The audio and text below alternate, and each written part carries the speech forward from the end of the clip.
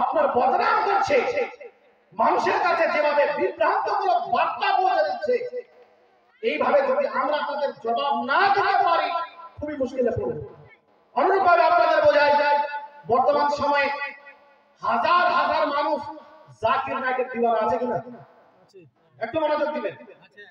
জাকির নায়কের দিওয়ানা আছে। কালিয়াগঞ্জে জাকির নায়ক ছিল, উত্তর দিনাজপুরে, মালদাতে, পশ্চিমবঙ্গে ছিল কি আমার জানা নেই। পশ্চিমবঙ্গে ছিল কিনা জানা নেই। হাজার নয় কোটি কোটি মানুষ তার ভক্ত। কেন? তার ভিডিও দেখে। ওই জাকির নায়ক টেলিভিশনে এসে লক্ষ লক্ষ মানুষের ঈমান আকীদাকে ধ্বংস করেছে। করেছে কিনা? করেছে।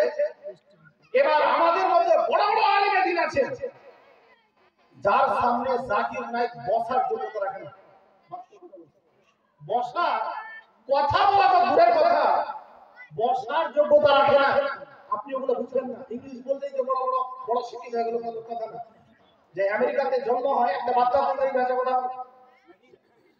শিক্ষিত হয়ে গেল নাকি? ওটা একটা ভাষা। সৌদি আরবে যে জন্মগ্রহণ করে ওই তো আরবি ভাষা কথা বলে, তার মানে ওই বড় মুফতি হয়ে গেল। ওখানেও তো মাদ্রাসা আছে, মুফতি করার জন্য কোর্স আছে। তো ওটা একটা ভাষা। আমাদের সাধারণ মানুষ যেহেতু শিক্ষিত না, বেশি ইংরেজি ভাষা বললে বিশাল বড় কথা। আরে ভাই, ওটা একটা ভাষা। ভাষা আছে জানে, শিক্ষিত হওয়া জরুরি না।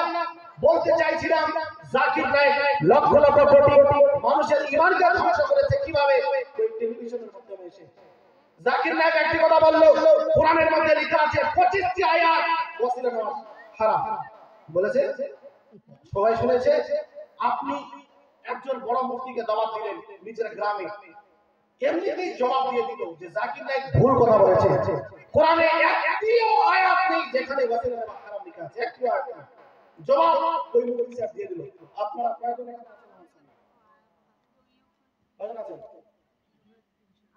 2 থেকে 3, 400, 500, 1000, 2000, 4000, 10000, হ্যাঁ, লক্ষ লক্ষ মানুষ তার ভ্রান্তমূলক আকীদা ছিল, নিজের ঈমানকে ধ্বংস করেছে। তার কাছে জবাব পৌঁছালো। লক্ষ লক্ষ মানুষ শুনেছে, ওই বক্তব্য টেলিভিশনে পৌঁছেছে।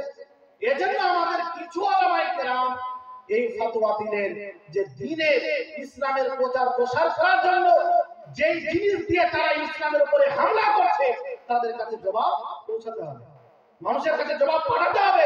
সেই জন্য দ্বীন ইসলামের প্রচার প্রসার করার জন্য যদি কেউ ভিডিও করে, ইসলামী ভিডিও, এটা শরীয়তের মধ্যে যায়। আর যুগ হিসেবে বহু বিষয়ের মধ্যে পরিবর্তন আছে, পরিবর্তন বহু মশলার মধ্যে।